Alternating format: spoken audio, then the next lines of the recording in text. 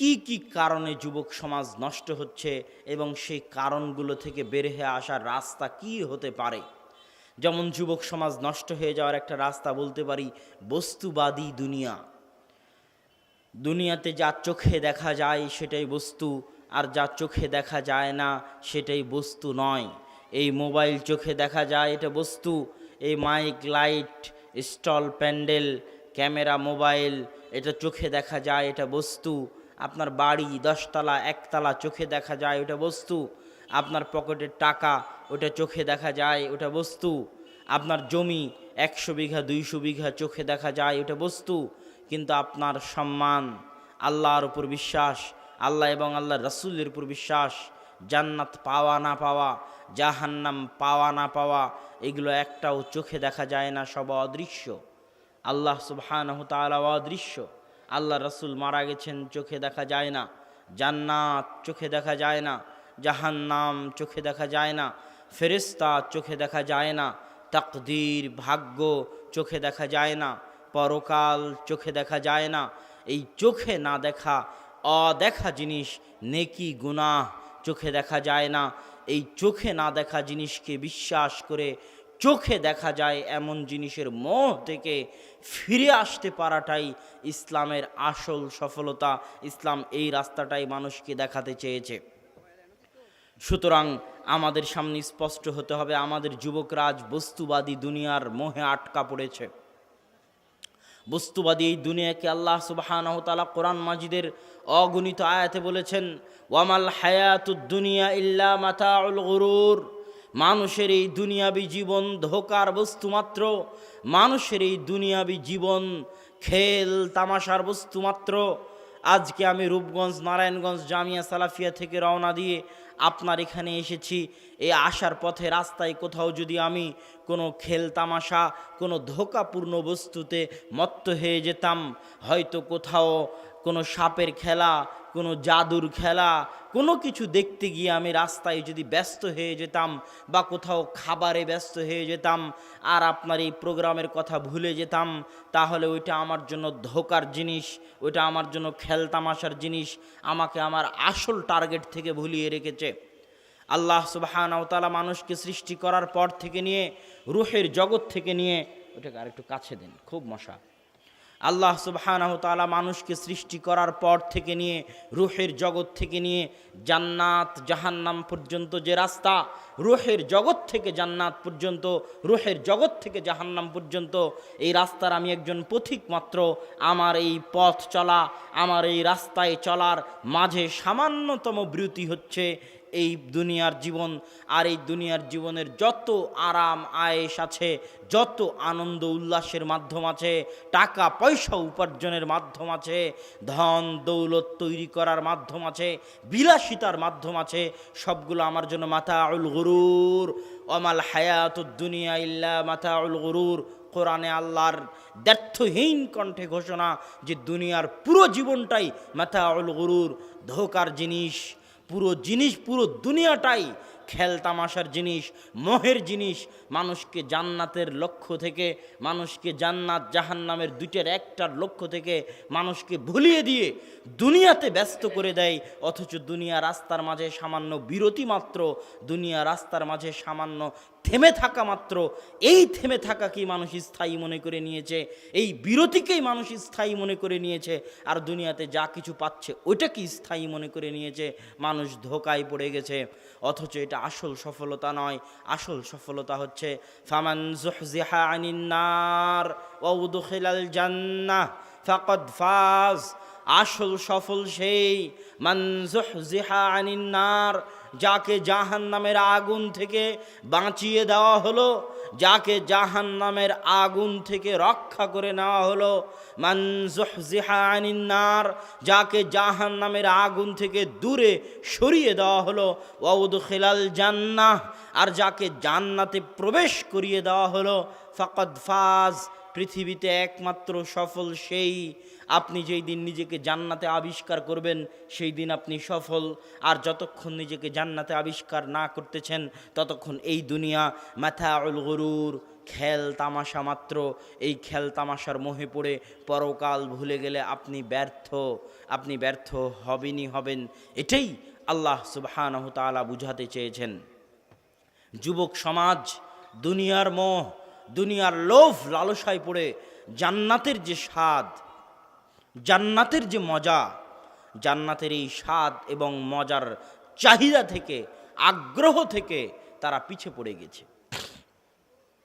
সাহাবীদের যুগে এরকমও সাহাবী ছিল যে মুখে খেজুর খাচ্ছে আর জান্নাতের কথা শুনে তার মনে হয়েছে সে আল্লাহর সাক্ষাৎ চায়, সে আল্লাহর সাক্ষাৎকে ভালোবাসে, সে আল্লাহর সাথে দেখা করতে চায়, সে আল্লাহর সাথে সাক্ষাৎ এবং দেখা হওয়াকে তার জান প্রাণের চাইতে ভালোবাসে। আল্লাহর সাথে দেখা হওয়া থেকে দেরি হওয়া এই দুনিয়ার মাধ্যম তার জন্য জেলখানার মতো, পিঞ্জিরার মতো। একটা মানুষকে জেলখানায় আবদ্ধ রাখলে যেমন ছটপট করে, এই দুনিয়ায় তার আত্মাটা তেমন ছটপট করে। কখনই জেলখানা থেকে মুক্ত হয়ে তার প্রতিপালক আল্লাহর সাথে সাক্ষাৎ করবে। এটা হচ্ছে রজা ও লেখা ইল্লাহ, আল্লাহর সাক্ষাতের জন্য মুমিনের হৃদয়ের তাড়না, মুমিনের হৃদয়ের তাড়াপ আল্লাহর সাক্ষাতের জন্য, যে যেন দুনিয়া তার কাছে জেলখানার মতো। নিঃশ্বাস যেন বন্ধ হয়ে আসছে দুনিয়ার এই খেলতামাশায়, দুনিয়ার এই মোহে, দুনিয়ার এই চাকচিক্যে যেন তার নিঃশ্বাস বন্ধ হয়ে আসতেছে, যেন সে জেলখানার মধ্যে আছে। সে দুনিয়ার এই দাসত্ব থেকে, দুনিয়ার এই জেলখানা থেকে মুক্ত হয়ে তার প্রতিপালক, তার সৃষ্টিকর্তা আল্লাহর সাথে সাক্ষাৎ করতে চায়, আল্লাহর সাথে দেখা করতে চায়। এটার কথাই ওই সাহাবীর ক্ষেত্রে বলা হয়েছে যে খেজুর খাওয়ার দেরিটুকু তার সহ্য হয়নি। খেজুর খাওয়ার এই দেরিটুকু, এই জেলখানায় বন্দি থাকা তার পক্ষে সম্ভব হয়নি। সে খেজুর ফেলে দিয়ে দৌড়ে চলে গেছে জিহাদের মাঠে, যুদ্ধ করে শহীদ হয়ে গেছে। কেননা সে আল্লাহর সাক্ষাৎ প্রার্থী, আল্লাহর লেকা, আল্লাহর সাক্ষাৎকে সে ভালোবাসে। সম্মানিত যুবক সমাজ, সম্মানিত তরুণ সমাজ, দুনিয়ার এই মোহ, দুনিয়ার এই লোভ লালসা, দুনিয়ার এই চাকচিক্য যে ধোঁকা, এই ধোঁকাকে ফেলে দিয়ে আল্লাহর ভালোবাসায়, আল্লাহর সাক্ষাতের নেশায় সময় ব্যয় করাই হচ্ছে আসল সফলতা, আসল স্বাধীনতা। আমি আমার বহু বক্তব্যে বলেছি যে আজকের পৃথিবীর, এবছরের প্রায় সব বক্তব্যে বলেছি যে বর্তমান পৃথিবীর, বর্তমান সমাজের অধিকাংশ মানুষ কোনো না কোনো কিছুর দাস, গোলাম, কৃতদাস। যে মানুষটা বিড়ি সিগারেট খায় এবং বিড়ি সিগারেট না খেলে তার ঘুম হয় না, বিড়ি সিগারেট না খেলে সে টিকতে পারে না, বিড়ি সিগারেট না খেলে তার নিঃশ্বাস বন্ধ হয়ে আসে, তার দম বন্ধ হয়ে আসে, সে হচ্ছে এই বিড়ি সিগারেটের কেনা গোলাম এবং দাস, কৃতদাস। সে বোঝে না যে সে দাসত্বের জীবন যাপন করতেছে। যে সমস্ত রিহ্যাবিলিটেশনগুলো আছে, যারা মাদকাসক্ত ব্যক্তিদের পুনর্বাসন করে, তাদের কাছে যাবেন। যে মাদকাসক্ত ব্যক্তিদের যে পুনর্বাসন কেন্দ্রগুলো আছে, ওই পুনর্বাসন কেন্দ্রগুলোতে যাবেন। যারা মাদকাসক্ত, জুয়ায় আসক্ত, বিড়ি সিগারেটে আসক্ত, ইয়াবাতে আসক্ত, এরা এক প্রকার দাসত্বের জীবন যাপন করে। ইয়াবার দাস, মদের দাস, বিড়ি সিগারেটের দাস। এদেরকে এই দাসত্ব থেকে মুক্তি দেওয়ার জন্য ওই পুনর্বাসন কেন্দ্রগুলো খোলা হয়েছে, যেখানে আস্তে আস্তে আস্তে আস্তে আস্তে আস্তে আস্তে আস্তে তাদেরকে এই দাসত্ব থেকে বের করে আনা হয়। এবং যখন একবার বের হয়ে আসতে পারে, তখন সে অনুভব করতে পারে যে সে আসলে এক দাসত্বের জীবন যাপন করত, কৃত দাসের চাইতেও নিকৃষ্ট জীবন যাপন করত, দম বন্ধ হয়ে আসা জীবন যাপন করত। মুক্ত বাতাসে হাওয়া, মুক্ত হাওয়ায়, মুক্ত বাতাসে নিঃশ্বাস নেওয়ার মতো তার স্বাধীনতা, তার সুখ, তার শান্তি তার নিকটে ছিল না। সে সব সুখ শান্তি বিক্রি করে দিয়েছে ওই দাসত্বের কাছে, ওই ইয়াবার কাছে, ওই জুয়ার কাছে, ওই বিড়ি সিগারেটের কাছে, ওই পাবজি ফ্রি ফায়ার গেমের কাছে সে তার সব সুখ শান্তিকে বিক্রি করে দিয়েছে। এই দাসত্ব থেকে তাকে মুক্তি দিতে পারবে একমাত্র 100% আল্লাহ সুবহানাহু তাআলার দাসত্ব। যখনই মানুষ পরিপূর্ণরূপে আল্লাহর দাসত্বের সামনে, ইসলাম মানে কি, ইসলাম শব্দের অর্থ হচ্ছে আত্মসমর্পণ। আমার দেহ মন সব কিছু সমর্পণ করে দিলাম আল্লাহর আনুগত্যের সামনে, আল্লাহর দাসত্বের সামনে। আসলামতু লিরাব্বি, আমার প্রতিপালকের সব নির্দেশের সামনে আমি আমার দেহ মনকে সঁপে দিলাম, আত্মসমর্পণ করে দিলাম। এটা ইসলাম।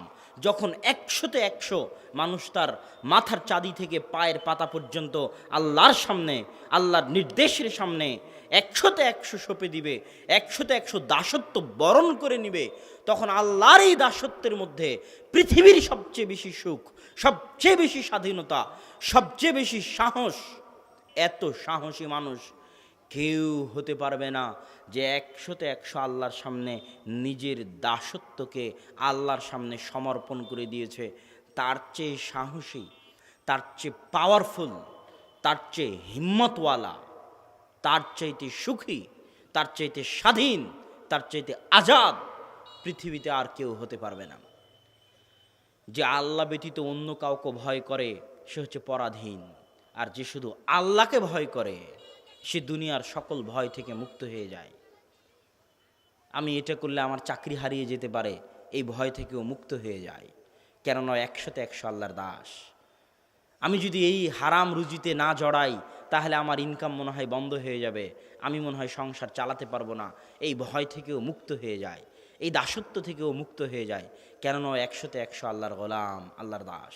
দুনিয়ার কোনো শক্তি, কোনো সুপার পাওয়ার, কোনো মাধ্যম, কোনো ব্যক্তি তাকে দমিয়ে রাখতে পারে না, আল্লাহর আনুগত্য থেকে ভয় দেখিয়ে পিছে সরাতে পারে না, তার পায়ে কোনো কিছুর জিঞ্জির বেঁধে তাকে আটকিয়ে রাখতে পারে না। সে শুধু সামনে এগিয়ে যায়, সামনে এগিয়ে যায়, তখন সে হয় পারমাণবিক বমের চেয়েও ভয়ঙ্কর। খালিদ বিন ওয়ালিদ, আমর ইবনুল আস, আবু বকর, ওমর, উসমান, আলী, তাদেরকে আল্লাহ রাসূল কোনো জাদুর চাবি দিয়ে যাননি, কোনো জাদুর তরবারি দিয়ে যাননি, যেই তরবারি ঘুরালে রোমান আর পারস্য সাম্রাজ্যের পতন হবে, এরকম কোনো জাদুর চাবি তাদের কাছে ছিল না। তাদের কাছে আল্লাহ রাসূল 23 বছরের জীবনে দিয়ে গেছিলেন 100তে 100 আল্লাহর দাসত্ব। তখন আবু বকর কোনো দিন তার ক্ষমতার পরোয়া করেনি, ক্ষমতার দাসত্ব করেনি।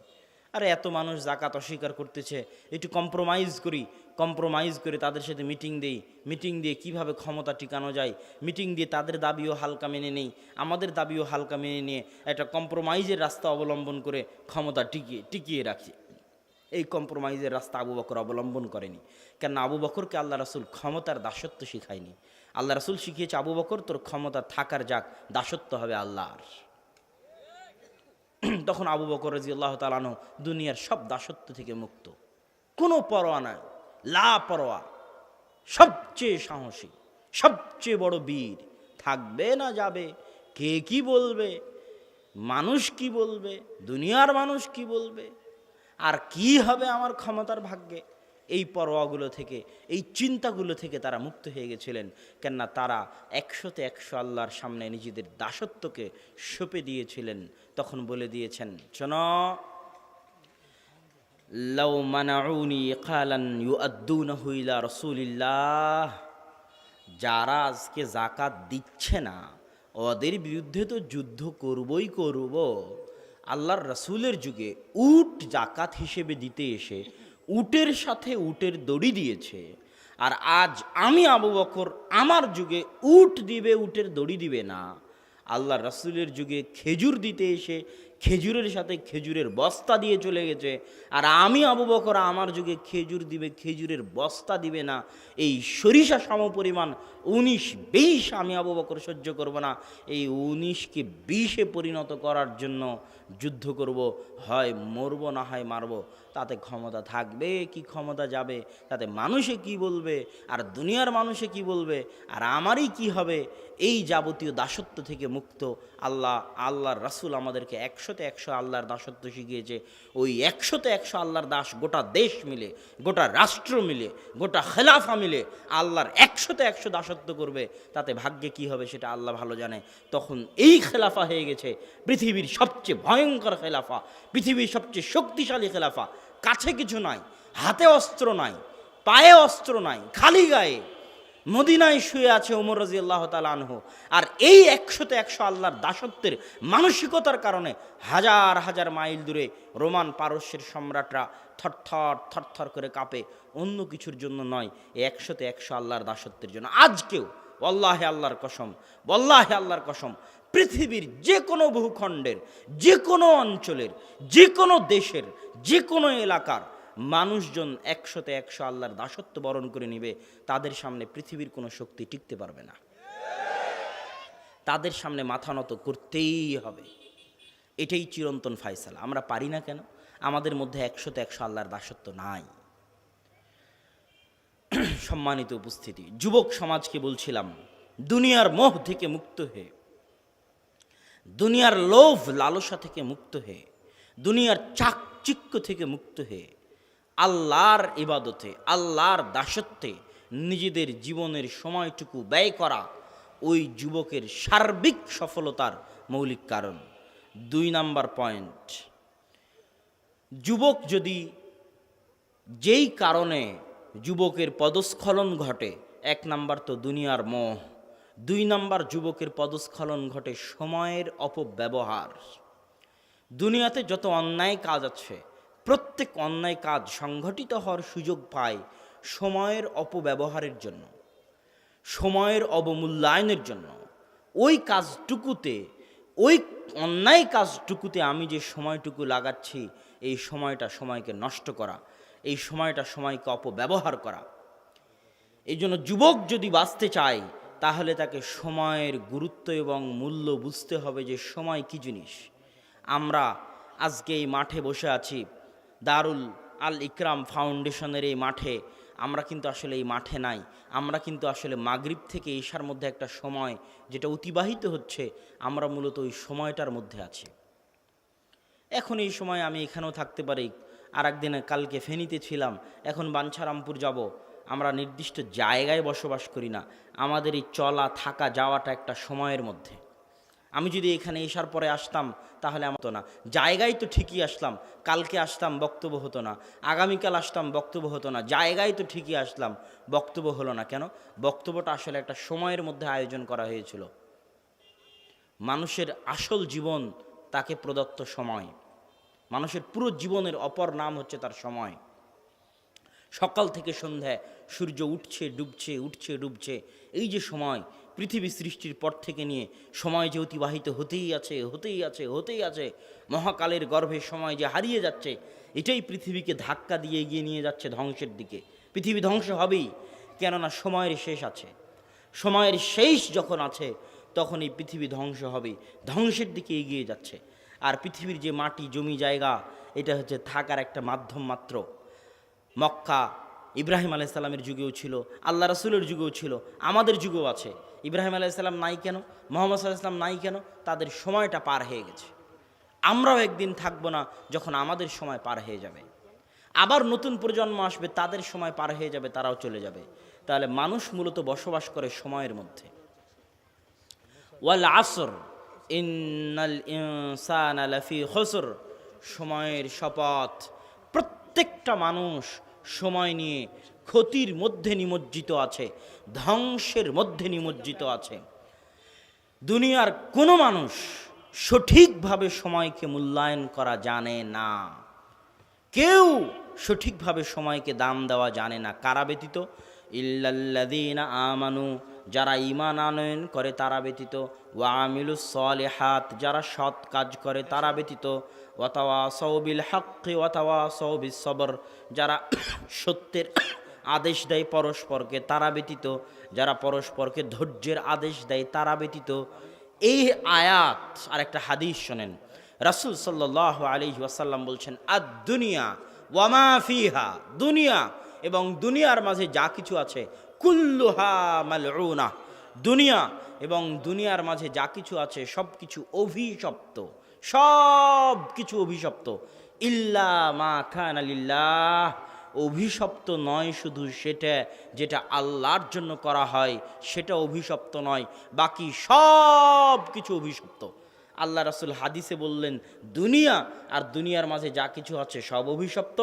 আর কোরআনের আয়াতে আল্লাহ বললেন ওয়ালা আসর ইন্নাল ইনসানা লাফি খুসর, সবাই ক্ষতির মধ্যে নিমজ্জিত, শুধু যারা ঈমান আনে, সৎ কাজ করে, পরস্পরকে সৎ কাজের আদেশ দেয়, ধৈর্যের আদেশ দেয়, তারা ব্যতীত। তাহলে আমাদের ব্যবসা বাণিজ্য দুনিয়াবি কাজ এগুলোও কি ক্ষতি, এগুলোও কি অভিশপ্ত? সম্মানিত উপস্থিতি, ইসলামের মৌলিক জিনিস হচ্ছে নিয়ত। নিয়ত এমন একটা জিনিস যে নিয়ত দিয়ে মানুষ তার স্ত্রীর সাথে সহবাসকেও নেকিতে পরিণত করতে পারে।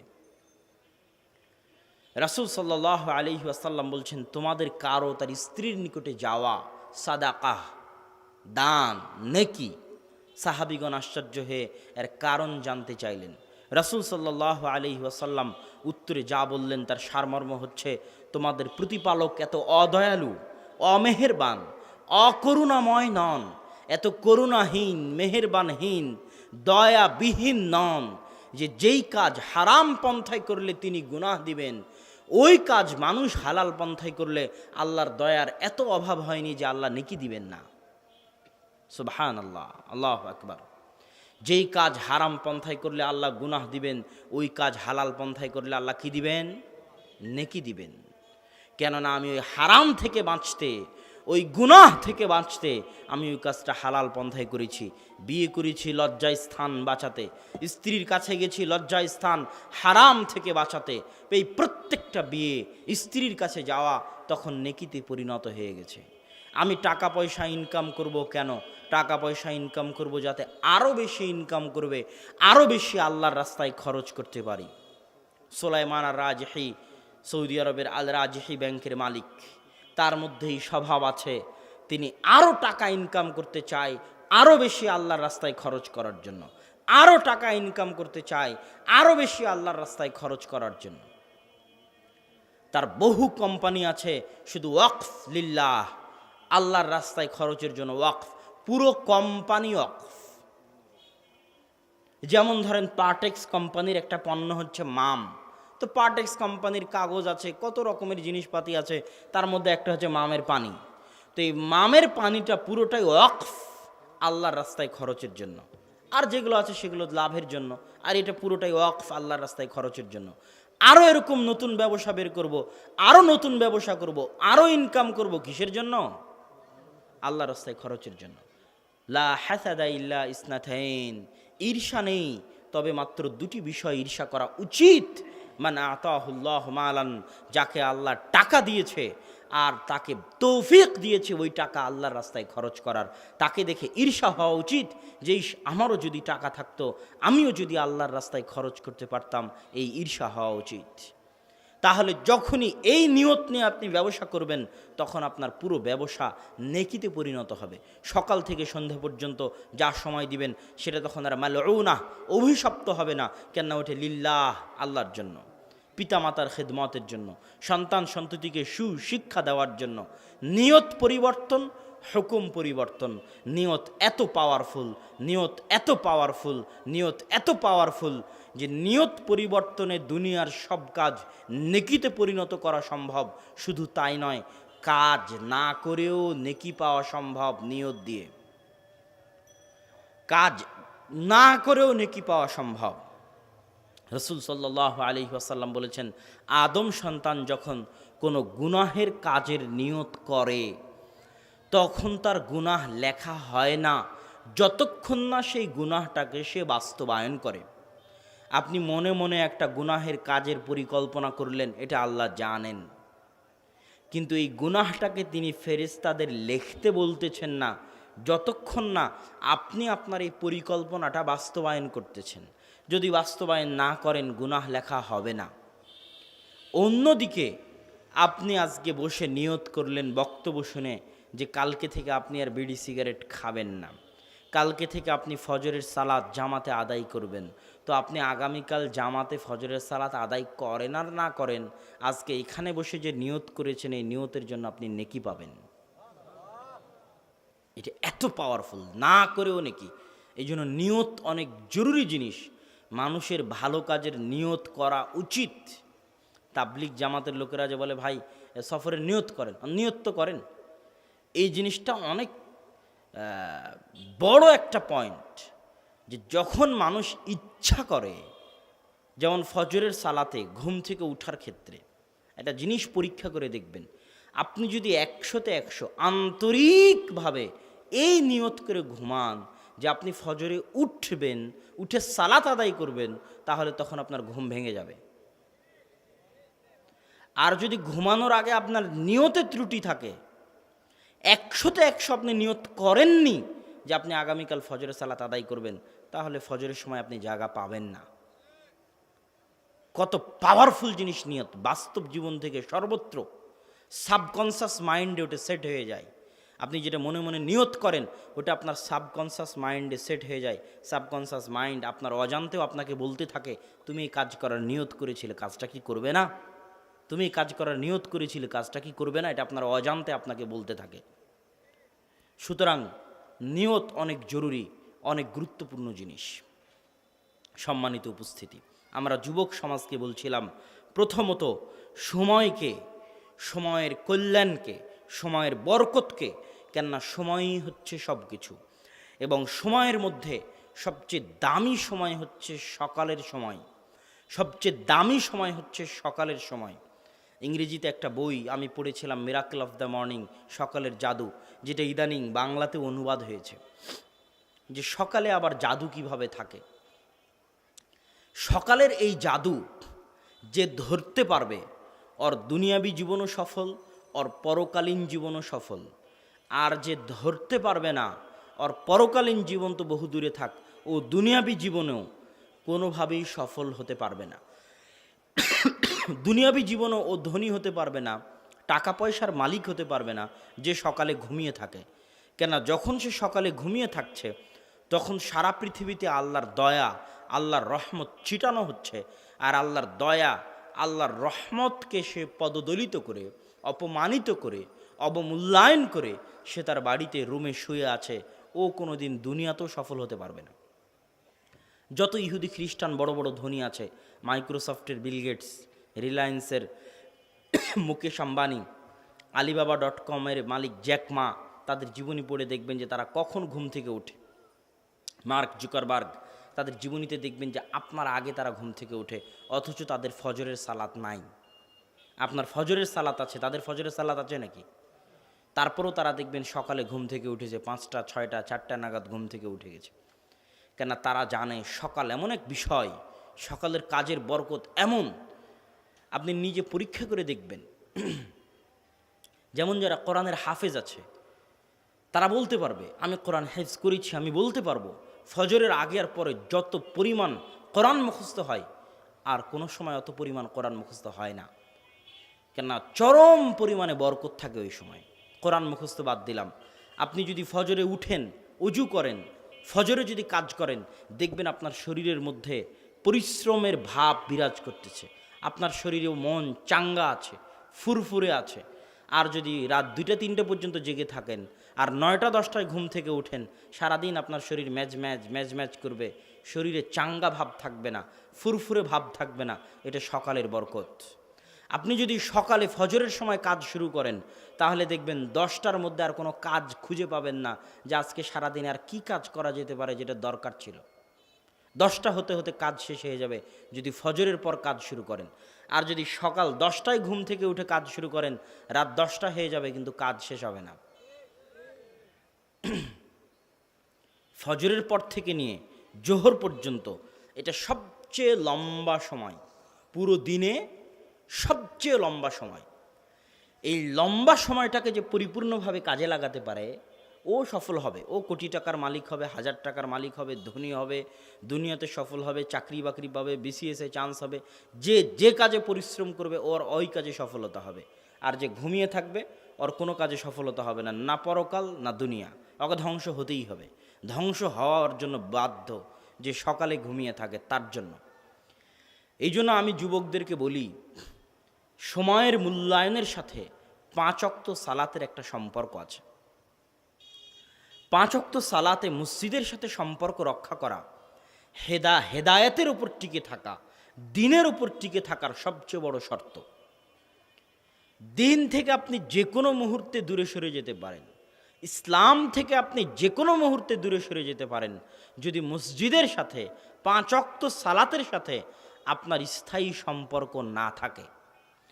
এই জন্য রাসূল সাল্লাল্লাহু আলাইহি ওয়াসাল্লাম বলেছেন, মা মিন কারিয়াতিন, এমন কোনো গ্রাম, এমন কোনো মহল্লা, এমন কোনো এলাকা, লন্ডন হোক আর আফ্রিকার জঙ্গল হোক আর আটলান্টিক সাগর হোক, যেখানে 3 জন মুসলমান বসবাস করে, এই 3 জন মুসলমান যেখানে বসবাস করে তাদের উপর ফরজ, জরুরি যে তারা 5 ওয়াক্ত সালাতে আজান দিবে, আল্লাহু আকবার আল্লাহু আকবার, ইকামত দিবে, কদ কামাতিস সালাতু কদ কামাতিস সালাহ, জামাত কায়েম করবে।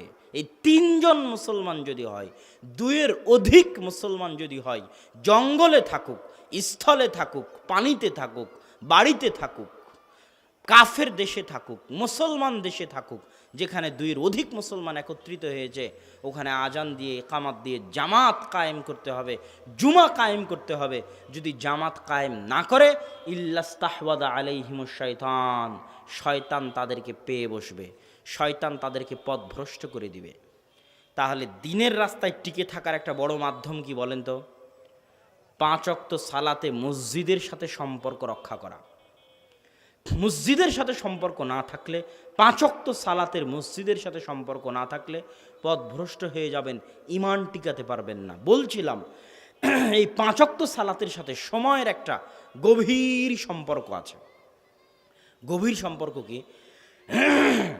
যে নিয়মিত 5 ওয়াক্ত সালাত আদায় করে এবং 5 ওয়াক্ত সালাত ভিত্তিক তার জীবন পরিচালনা করে, ওর জীবন সবচেয়ে সুশৃঙ্খল, ওর জীবন সবচেয়ে সাজানো গুছানো, ওর জীবন সবচেয়ে পরিপাটি, ওর কাজ সবচেয়ে গোছালো, ওর জীবন সবচেয়ে গোছালো, ওর সময় সবচেয়ে বরকতমণ্ডিত। দুনিয়াতে আর এমন কোনো মাধ্যম নাই যেই মাধ্যম দিয়ে মানুষ তার 24 ঘন্টাকে সাজানো গোছানো করে কাটাতে পারে, পরিকল্পনা মাফিক কাটাতে পারে, সুচারুরূপে পরিপাটি করে কাটাতে পারে, টাইম ম্যানেজমেন্ট করে কাটাতে পারে। দুনিয়াতে 5 ওয়াক্ত সালাতের চাইতে বড় কোনো মাধ্যম, যত বড় মোটিভেশনাল স্পিকার হোক, আমি আব্দুল্লাহ, আমার চ্যালেঞ্জ থাকলো, যত সেকুলার মোটিভেশনাল স্পিকার আছে, যারা মোটিভেশনাল স্পিচ দিতে এসে টাইম ম্যানেজমেন্টের কথা বলে, যে সফল হতে হলে রুটিন তৈরি করতে হবে, টাইম ম্যানেজমেন্ট জানতে হবে, সময়কে নিয়ন্ত্রণ করা জানতে হবে, ইদারাতুল ওয়াক্ত জানতে হবে। টাইম ম্যানেজমেন্টের জন্য দুনিয়াতে যত পথ পদ্ধতি আছে, যত সিস্টেম আছে, যত মাধ্যম আছে, সেটা মোবাইলে অ্যালার্ম দেওয়া হোক, রুটিন তৈরি করা হোক, যা কিছু হোক, 5 ওয়াক্ত সালাতের চাইতে বড় কোনো মাধ্যম দুনিয়াতে কেউ দিতে পারবে না, যে 5 ওয়াক্ত সালাত দিয়ে মানুষ তার 24 ঘন্টাকে সবচেয়ে সুন্দর, সবচেয়ে সাজানো গোছানো, সবচেয়ে সুচারুরূপে, সবচেয়ে পরিপাটি আকারে, সবচেয়ে পরিকল্পিতভাবে ব্যয় করতে পারে, বাস্তবায়ন করতে পারে। এই জন্য 5 ওয়াক্ত সালাত শুধু মানুষের পরকালের জন্য নয়, দুনিয়াবি সফলতার জন্য বিশাল শর্ত। আপনার দুনিয়াতে সফলতা দরকার, আপনি আপনার সার্বিক কাজকে এই 5 ওয়াক্ত সালাত ভিত্তিক সাজিয়ে নিন, দেখবেন প্রত্যেকটা কাজ প্ল্যান মাফিক বাস্তবায়ন হবে। আর 5 ওয়াক্ত সালাতের কোনো একটা সালাত মিস হয়ে গেলেই দেখবেন সব অগোছালো হয়ে গেছে, কিছুই গোছালো নাই। এক কাজ এদিক থেকে আরেক দিক হয়ে গেছে, কিছুই ঠিক করতে পারছেন না, কখন কোনটা করতে হতো, কিভাবে দিন পার হয়ে গেল বুঝতে পারবেন না। 5 ওয়াক্ত সালাতের 1 ওয়াক্ত সালাত যদি মিস হয়ে যায়, দিন পার হয়ে যাওয়া বুঝতে পারবেন না, দিনে বরকত থাকবে না, সকাল হতে না হতেই দিন শেষ। আর 5 ওয়াক্ত সালাত যদি সঠিকভাবে বাস্তবায়ন হয়, তাহলে দিন পার হওয়া বুঝতে পারবেন এবং প্রত্যেকটা কাজ সুচারুরূপে করতে পারবেন, পরিকল্পনা করতে পারবেন, বাস্তবায়ন করতে পারবেন, দুনিয়াতে সফল হতে পারবেন। ব্যবসা করেন, বাণিজ্য করেন, পড়াশোনা করেন, চাকরির দরকার, যেটার দরকার, দুনিয়াতে সফল হতে পারবেন, পরকালে মুক্তি পেতে পারবেন। যুবক সমাজের প্রতি তাই আমার আকুল আহ্বান, যে আমাদের যে অধঃপতন আছে যুবক সমাজের, এই অধঃপতের মূল কারণ হচ্ছে সময়কে নষ্ট করা। আর এই সময় নষ্ট থেকে বাঁচতে হলে আমাদেরকে সময়কে কাজে লাগাতে হবে। এবং যখনই কোনো জাতির পুরোটা সময় নষ্টে ব্যস্ত হয়ে যায়, তখন ওই জাতির ভবিষ্যৎ বলে আর কিছু থাকে না। দুনিয়াতে আপনার কাছে সময় নষ্ট করার সব মাধ্যম ইহুদি খ্রিস্টানরা দিয়ে রেখেছে।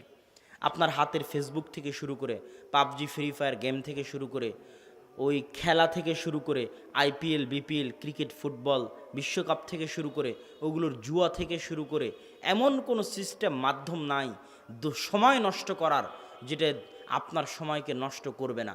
সময় নষ্ট করার জন্য চারিদিক থেকে আপনাকে ঘিরে আছে, যেটাই করতে যাবেন সময় নষ্ট, যেটাই করতে যাবেন সময় নষ্ট। সময় নষ্ট থেকে বেঁচে সময়কে কাজে লাগানো বর্তমান দুনিয়াতে সবচেয়ে বড় রিস্কের কাজ, সবচেয়ে বড় কঠিন কাজ।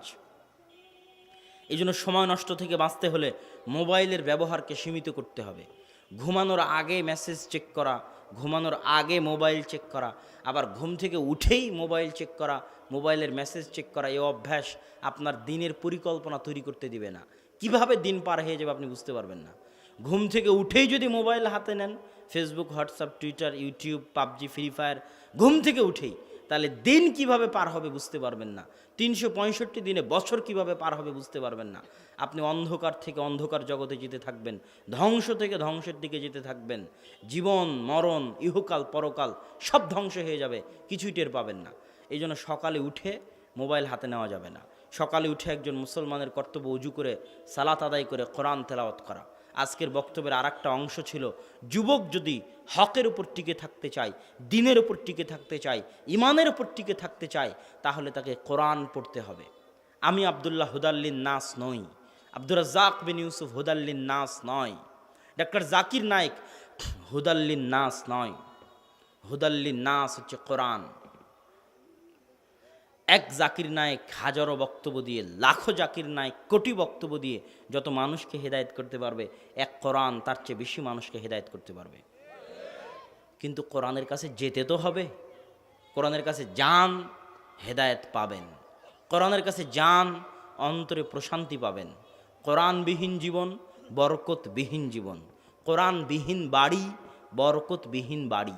যে বাড়িতে কোরআন পড়া হয় না, যে জীবনে কোরআন পড়া হয় না, ওই জীবনও অন্ধকার, ওই বাড়িও অন্ধকার। ওই জীবন কুকুর শ্রীগালের মতো জীবন, আর ওই বাড়ি হচ্ছে শয়তানের আড্ডাখানা। যে বাড়িতে কোরআন তেলাওয়াত হয় না, ওখানে 24 ঘন্টা শয়তান আড্ডা দিবে।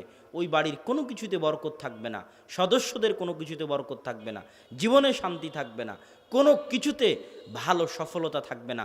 জীবনটা কুকুর শ্রীগালের মতো দুনিয়া থেকে বিদায় নিতে হবে।